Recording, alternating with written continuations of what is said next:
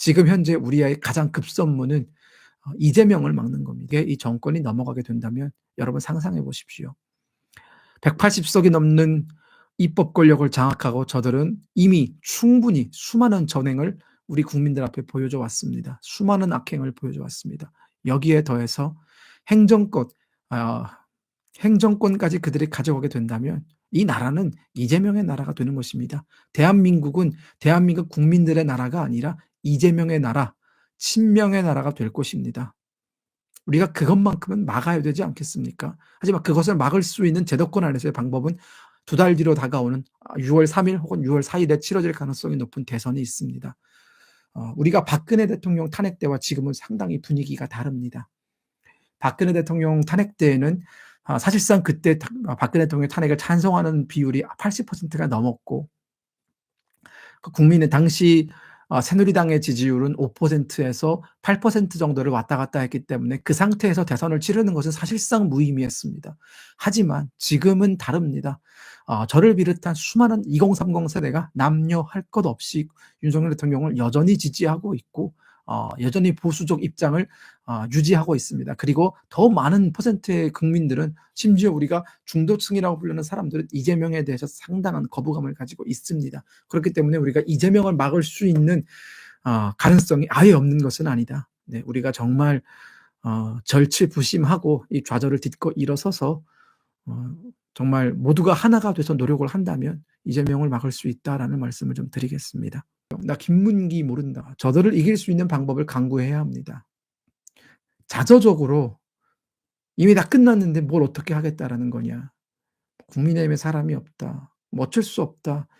이거는 물론 여러분들의 그 심정을 모를 바 아니겠지만 그런 자조적이고 자포자기적인 심정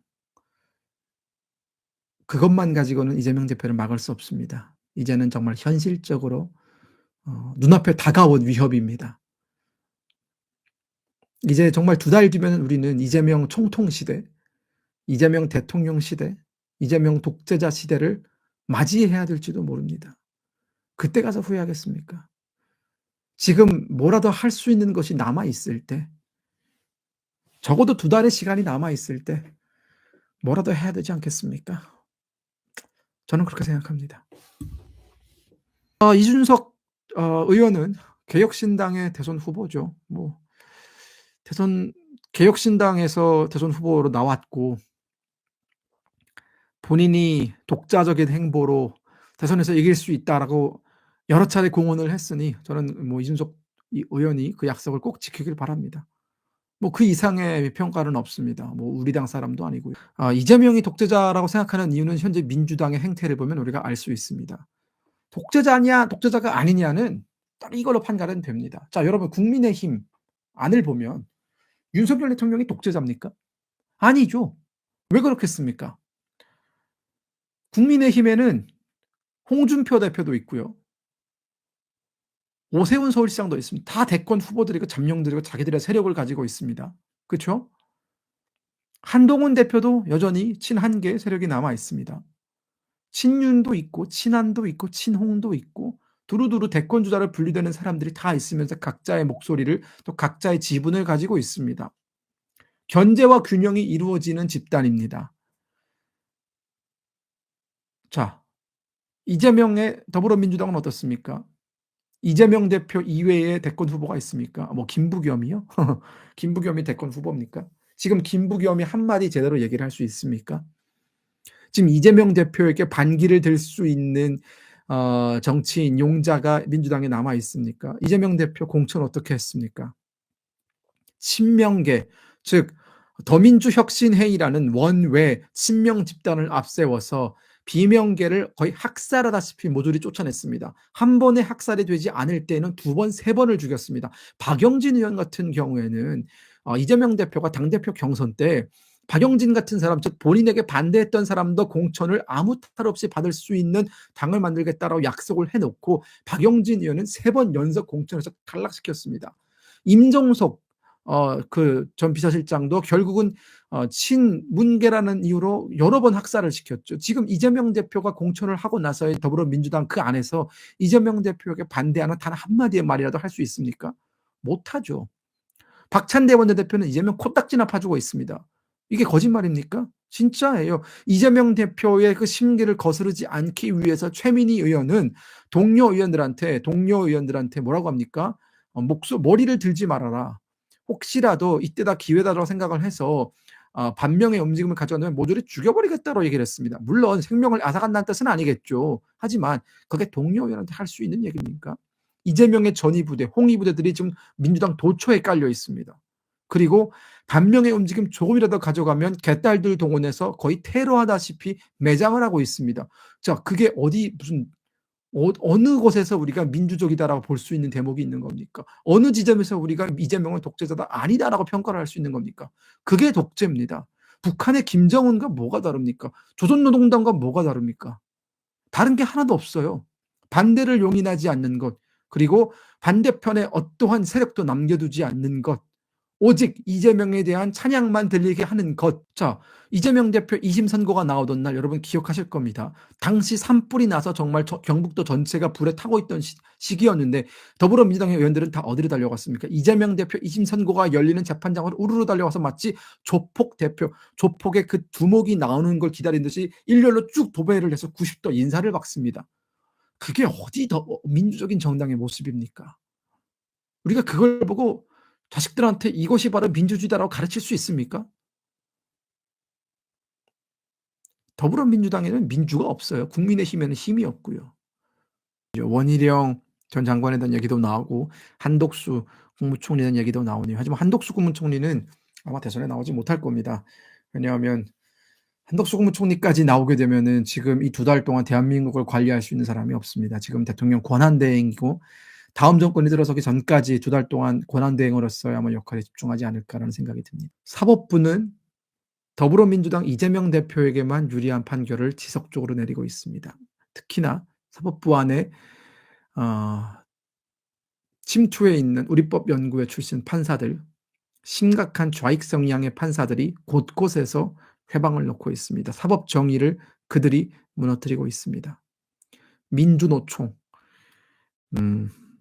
노총이라는 것은 원래 여러분 노동자들의 권리와 인권을 보호하기 위해서 만든 노동자들의 조직입니다.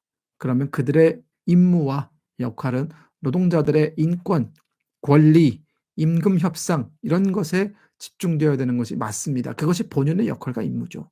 그러나 지금 민노총은 어떻습니까?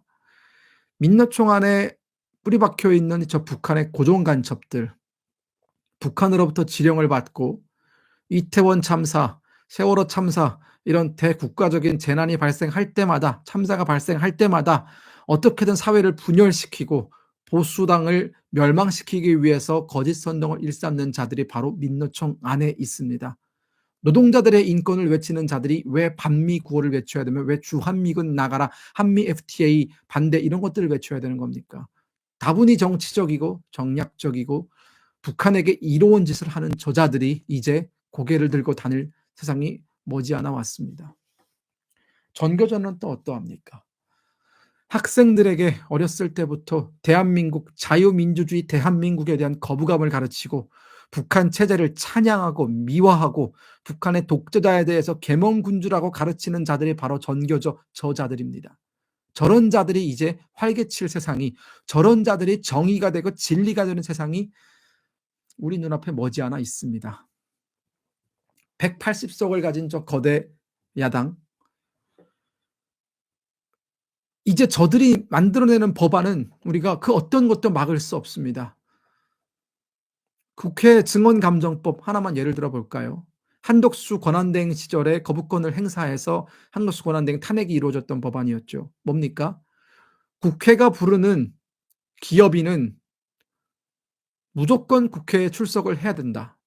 둘째, 국회가 요구하는 기업 자료는 반드시 제출해야 된다. 그것이 설령 중요한 기업 비밀이라 할지라도 제출을 하지 않을 시에는 형사처벌한다. 이런 거였죠. 그리고 국회가 불렀을 때 해외 출장이거나 혹은 당장 그 호출에 임하지 못할 경우에는 줌으로라도 온라인으로라도 참석을 해야 된다라는, 즉 기업을 옥죄고 기업의 비밀을 모두 가져갈 수 있는, 기업의 비밀이 모두 투명하게 공개가 되는 그런 법안을 만들려고 했습니다. 그것이 거부가 됐죠. 다행히 우리가 정권을 가지고 있었기 때문에 거부권을 발동할 수 있었습니다. 그 법안의 핵심이 뭡니까? 우리 중요 산업에 종사하는 기업들, 임원들 못 살게 굴고 압박하고 그 기업 기술들 모조리 다 중국으로 넘겨주겠다라는 생각 아닙니까? 그런 말도 안 되는 악법을 이제는 우리가 막을 수가 없습니다. 막을 수가 없어요. 큰일 났습니다. 이제는 더불어민주당이 발의하는 모든 법은 그대로 통과가 될 것이고요. 그것이 정의가 되고 또다시 김여정 하명법 같이 대북전단 금지법 같은 것들이 왕왕 만들어질 겁니다. 9.19 군사합의 같은 매국적인 합의들이 아무런 제동장치 없이 왕왕 만들어질 겁니다. 그리고 거기에 홍하는 개딸들은 그것이 나라를 망국으로 이끌어가는 길인지도 모르면서 그저 이재명 만만세만 외치고 있겠죠. 저 북한을 추종하는 저 멍청한 자들, 그 사람들과 똑같이 말입니다. 독재가 어떤 세상인지, 독재자가 집권하는 세상이 어떤 세상인지 정말 궁금해하시는 것 같아요, 그분들은. 근데 여러분, 제가 한 가지 명확하게 말씀드릴 수 있는 건, 저는 독재가 어떤 건지 압니다. 뼈저리게 경험했고 그 독재가 싫어서 탈출을 했습니다. 아니, 독재를 경험해 본 사람이 얘기를 해 주잖아요. 독재 그거 경험해 볼 만한 그런 거 아닙니다. 여러분들은 단 한 달도 못 버팁니다. 그걸 굳이 그 길을 가셔야겠습니까? 똥인지 된장인지 꼭 맛을 찍어 먹어 봐야 아는 겁니까? 여러분, 역으로 생각을 하면요. 역으로 생각을 하면 좌파들의 그 끈질김, 집요함 우리가 인정을 해 줘야 됩니다. 이명박, 박근혜 대통령의 그 우파 집권 10년 동안 좌파들이 정말 그렇게 피눈물을 흘렸다고 하죠. 와신상담, 절치부심해서 네, 반드시 이 치욕을 되갚는다라고 생각을 하면서 온 게 좌파들입니다. 친노가 친문으로 이어졌고 친문이 친명으로 이어지면서 그들은 결국은 이렇게 대한민국 곳곳에 자리를 잡았고, 문화계, 예술계, 사법계, 뭐 심지어 저 군까지도 지금 추종 세력들이 저렇게 남아 있습니다. 이제 우리 차례입니다. 우리는 그동안 우파는 우아하게 학식 있고 멋있는 사람들이 와서 엘리트 냄새 팡팡 풍기면서 그렇게 정치하는데 겉멋이 들어있던 패션 우파들이었습니다. 그러는 사이에 대한민국의 사회 곳곳은 다 좌파들한테 장악됐습니다. 여러분, 박원순 서울시장 때 서울시가 어떻게 장악됐는지 잘 아시죠? 그 쓸데없는 사회적 협동기업, 시민단체 정말 많이 수백 개도 넘게 만들어서 그들한테 들어가는 보조금이 다 서울시 예산으로 들어갔습니다. 그리고 지금도 그게 유지가 되고 있어요. 더불어민주당이 구청장, 국회의원을 오랫동안 하고 있는 지역에 가보면 그 지역사회 그 풀뿌리 조직들은 대부분 다 더불어민주당이 장악을 하고 있습니다. 우파는 왜 풀뿌리 조직을 장악하지 못했느냐? 그럴 필요성을 느끼지 못했기 때문입니다. 왜 그렇겠습니까? 10년 동안 정권을 해먹으면서 위에서만 놀았기 때문에, 이 신선 노릇만 했기 때문에 아래가 중요하다는 걸 느끼지 못한 거예요. 이 아래 민심이 중요하다는 걸 전혀 느끼지 못했기 때문입니다. 그리고 말로만 청년 세대 중요하다, 청년 세대 중요하다라고 얘기를 했지만 우리는 그 10년이라는 시간 동안 지금 우파가 집권한 게 13년인데 13년 동안 세대 교체에 실패했습니다. 여전히 지금 우리 국민의힘을 보십시오. 30대 국회의원 있습니까? 없죠. 없어요. 40대 국회의원도 손에 꼽을 정도입니다. 다 50대, 60대, 70대예요. 우리는 그렇게 세대 교체 실패를 했습니다. 세대 교체 실패를 하게 되면 무슨 일이 발생합니까? 고인물은 계속 고이기 마련입니다. 본인이 노는 공간, 본인이 영향력을 행사하는 그곳에서 안주감을 느끼면서 본인의 뭐랄까요? 나발이라는 표현보다는 좀 그런데 다이묘죠, 다이묘. 본인의 영지를 만들고 다이묘로서 그냥 거기서 계속 꿀만 빨면 그만인 겁니다. 그 밑에 조직이 점차적으로 더불어민주당에 넘어가든 방송 MBC가 완벽하게 언론 노조에 장악이 돼서 지금 더불어민주당의 나팔수 역할, 저는 조선중앙TV보다 더 심한 것 같아요, 요즘 MBC는. 그런 역할을 하고 있음에도 우리가 10년 동안 그것을 제지하지 못했다라는 것은 뼈아프게 반성을 해야 되는 부분입니다. 세대교체 실패했다. 시대의 담론을 만들어내는 데 실패했다. 정말 섹시한 담론, 멋있는 담론을 만들어서 2030 세대를 끌어당기고 중도층에게 호소하고 이래서 우리의 파이를 늘려나갔어야 되는데 우리는 그러지 못했다라는 겁니다. 윤석열 대통령의 탄핵이 인용된 것은 윤석열 대통령 한 사람의 문제가 아니라 우리 진영 전체의 문제입니다. 우리가 바뀌지 않고 우리가 개혁하지 않고 우리가 정말 달라진 모습을 보여주지 않고 대선에서 이길 수 있는 방법은 없습니다. 지금 대통령의 계엄 이후에, 윤석열 대통령님의 계엄 이후에 정말 다행히도 2030 세대가 우파로 돌아섰고 대통령의 그 절절한 호소 때문에 결국 많은 사람들이 눈을 뜨게 됐죠. 더불어민주당 이렇게까지 악질적인 사람들이었구나. 이렇게까지 무려 여러분 우리가 건국 이래 윤석열 대통령 집권 전까지 전체 탄핵 수가 5번이 안 돼요. 네. 근데 윤석열 대통령 집권 이후에 지금 약 3년 정도 기간 동안에 탄핵 횟수가 무려 30회입니다. 29번이죠. 이제 아마 월요일에 추상무 기재부 장관을 탄핵하면 30번이 되겠습니다. 30번이에요. 이게 말이 됩니까? 건국 수십 년 동안 10번도 안 됐던 한 손가락에 꼽을 뻔했던 그 탄핵 횟수가 윤석열 대통령 그 짧은 집권 3년도 안 되는 시간 동안 30번이 있었다라는 것은 그만큼 더불어민주당이 입법권을 가지고 아주 난도질을 했다라는 건데 그것에 대해서 국민의힘이 정말 영리하게 싸우고 이것이 정말 많은 사람들한테 알려지고 이렇게 돼야 되는데 그걸 못했기 때문에 결국은 계엄 이후에 사람들이 그 계엄이라는 충격요법 이후에 더불어민주당이 저렇게 했기 때문에 대통령이 계엄을 한 거구나라고 깨달을 수밖에 없는 노릇. 이게 얼마나 멍청하고 이게 얼마나 아둔한 일입니까? 이렇게까지 충격요법을 써야만 사람들이 알아들을 수 있다는 것은 국민의힘이 지금까지 본인들의 역할을 방기했다는 것밖에는 달리 설명할 수 있는 방법이 없습니다. 본인들의 역할, 본인들의 책무를 망각한 거예요. 우리가 지금 국민의힘 보수정당이 갖고 있는 이미지가 뭡니까? 엘리트 정당, 부자들을 위한 정당이라는 인식이 있습니다. 그래서야 되겠습니까? 국민의힘을 지지하는 과반수 이상의 그 지지층을 만들기 위해서는 우리는 정말 다양한 계층을 망라하고 포함해야 됩니다. 보수적인 가치, 핵심 가치를 우뚝 세우고 그 중심에 우뚝 세우고 그리고 우리 건국 대통령, 이승만 대통령, 박정희 대통령 우뚝 세우고 우리가 그 가운데 그리고 나서 우리 보수적인 신념을 전파하면서 우리의 신념과 우리의 의지와 우리의 이념과 노선과 정책적 방향에 동의하는 정말 많은 사람들을 망라하고 그들을 설득하고 그들한테 한 사람이라도 더 우리 편으로 만들기 위해서 노력하고 이런 것들을 보여줬어야 됐는데 국민의힘은 그러지 못했다라는 거예요. 그러지 못했다라는 겁니다. 그렇기 때문에 여러분 우리 2022년 대선 때를 생각해 보면 윤석열 대통령이 국민의힘으로 오지 않았다면 국민의힘은 이재명 대표를 이겼을까요? 못 이겼죠. 그때까지만 하더라도 국민의힘 그 어느 대권 후보도 이재명 대표를 이길 수 있는 사람이 없었어요.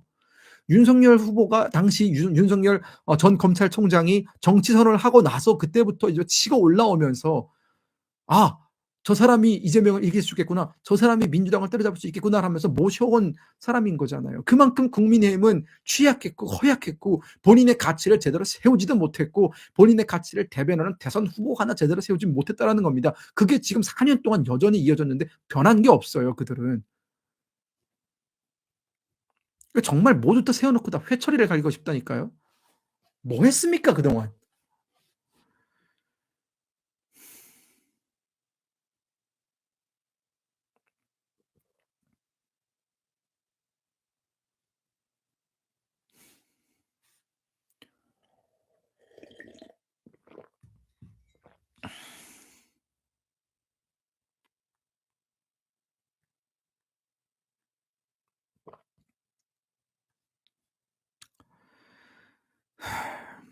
뭐 이제 이런 얘기들이 많이 나옵니다.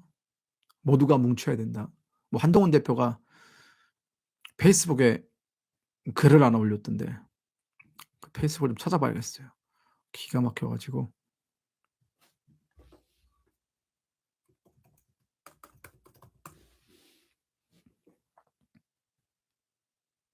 언제나 국민과 함께하겠습니다. 사랑하는 지지자들과 당원 동지들께서 느끼실 오늘의 고통, 실망, 불안을 함께 나누겠습니다.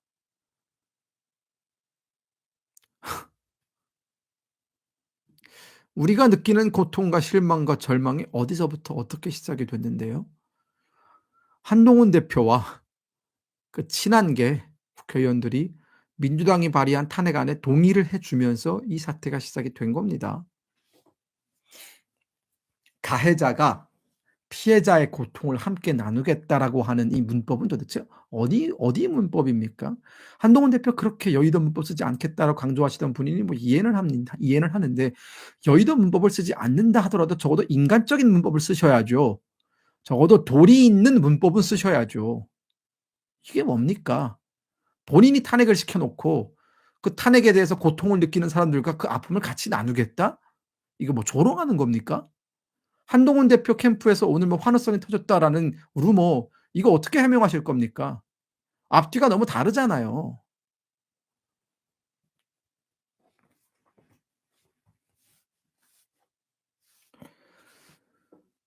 다 뭉쳐야 되고 이재명 대표를 막아서기 위해서는 보수가 다 결집해야 된다라는 대전제에 동의를 합니다.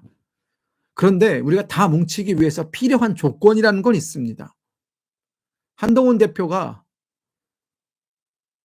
마치 본인이 대선 후보가 되어야만 이재명을 이길 수 있다라고 여론을 선동하면서 "그렇기 때문에 우리는 다 뭉쳐야 된다." 즉 본인이 탄핵에 참여했고 본인의 세력이 한도 친한계가 윤석열 대통령을 나락으로 보낸 그 점에 대해서 "눈 감아 줘라. 모른 척 해 줘라. 그거 이제 문제 삼지 말아 줘라. 우린 다 뭉쳐서 이재명 이겨야 되니까." 뭐 지금 이 논리거든요. 헛소리하지 마시고 네. 헛소리하지 마시고 이재명 대표를 이겨야 된다라는 대전제에 동의하시면 머리 깊게 숙여서 사과부터 하십시오. 당신을 지지했던 저를 포함한 저도 한동훈 대표 당대표 선거 때 한동훈을 찍었던 사람입니다. 뭐 한동훈 대표 옆에 있는 그 신지호 전략기획부총장님이나 그런 분들을 다 잘 아실 거예요. 저랑 소통을 많이 하셨던 분들이니까. 저도 한동훈 대표 정말 많이 좋아했던 사람이었습니다. 그러나 저 같은 사람들조차도 이제는 정말 한동훈 대표의 가장 극한한 안티로 돌아선 이유, 당신을 지지했던 60%가 넘었던 그 과반에 달했던 그 당원들의 지지를 모두 배반한 그 행위에 대해서 뼈저리게 통솔하고 반성하십시오. 여전히 '내가 잘했다. 여전히 내가 옳았다.'라고 외치실 거면 그냥 당을 나가서 창당하십시오. 본인을 따르는 김상국 같은 사람들 데리고 나가서 창당을 해서 그걸로 국민들의 평가를 받으십시오. 그러면 되지 않겠습니까?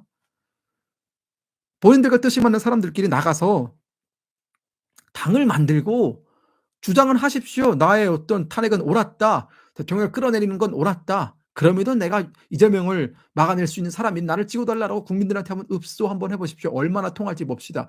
그리고 지금 대선 후보로 거론되는 사람들 중에 한동훈 대표 당신이 꼴찌예요. 요즘엔 여론조사에도 안 잡히던데요. 아니 근데 염치가 있지 꼴찌가 어디 앞에 그 3 명한테 나를 중심으로 뭉쳐라라고 요구를 합니까? 데이터를 가지고 와서 요구를 해야죠. 본인이 지금 1 위인 상황에서 그런 요구를 해도 욕을 먹을 판인데 1 위도 아니면서 아니 무슨 꼴찌가 그런 얘기를 합니까? 이재명 대표와 1대1 양자 대결을 펼쳤을 때 가장 낮은 지지율을 가져오는 게 한동훈 대표인데 역설적으로 이재명 대표의 지지율을 가장 높게 만들어 주는 게 한동훈 대표 당신이신데 아니 데이터를 가지고 와서 "내가 이 정도 경쟁력이 있으니 나를 뽑아 주면은 내가 좀 예전에 그랬지만 우리 한번 뭐 뭉쳐서 이깁시다." 뭐 이런 말이 통하는 거 이런 논리가 형성이 되는 거지. 가장 경쟁력도 낮고 가장 지지율도 낮고 국민의힘 내에서 배신자로 낙인 찍힌 사람이 "나를 중심으로 뭉쳐라."라고 하는 것은 뭐 현실 인식에 대한 그 뭐 여러 가지 그 현실에 대한 인식이 지금 뭐 잘못 돌아가고 있는 거 아닙니까? 그 옆에 한핵관들이 "한동훈 대표 짱이다, 짱이다." 얘기해 주니까 정말 본인이 짱인 줄 아나 본데 이성을 찾으시길 바라겠습니다. 아 현실 부정자라는 말이 딱 어울리네요. 그 뭐 현실을 부정한다고 지금 있는 현실이 바뀝니까? 우리가 좌절하면 좌절할수록 이재명만 좋습니다. 우리가 정말 시리에 빠지고 '더 이상 아무것도 할 수 없겠다.'라는 절망감에 빠져서 허우적대면 허우적대는 시간만큼 이재명 대표의 시간이 늘어납니다. 그렇게 생각을 합시다. 우리가 흘리는 눈물 한 방울은 이재명 대표가 마음껏 웃는 그 1초 1 초가 되는 겁니다. 그러니까 우리가 울고 정말 분노를 표출하는 시점은 오늘로 딱 끝내고 그리고 이긴 다음에 합시다. 이긴 다음에 웁시다 그때. 그때 서로 정말 부둥켜 안고 웁시다. 하지만 그전까지는 이기기 전까지는 좌절도 사치입니다. 그럴 여유가 없어요. 네. 그럴 시간에 우리 한 명이라도 더 설득하고 댓글 하나라도 더 남기고 정말 그리고 우리 의견 하나하나 한 명 한 명 표출하는 것이 훨씬 중요합니다. 그리고 여러분들께서 가지신 한 표 정말, 정말 잘 소중하게 행사하는 건 너무나 중요하고요. 그리고 우리 국민의힘이 정신 차려서 이재명 대표와 맞서 싸울 수 있는 그런 어 정말 전의 그 대우를 만들 수 있도록 우리 지지자분들께서 좀 회초리를 들어 주시면 그들이 좀 더 빨리 정신을 차리지 않을까 그런 생각이 듭니다. 네, 우리 힘내고 이겨냅시다.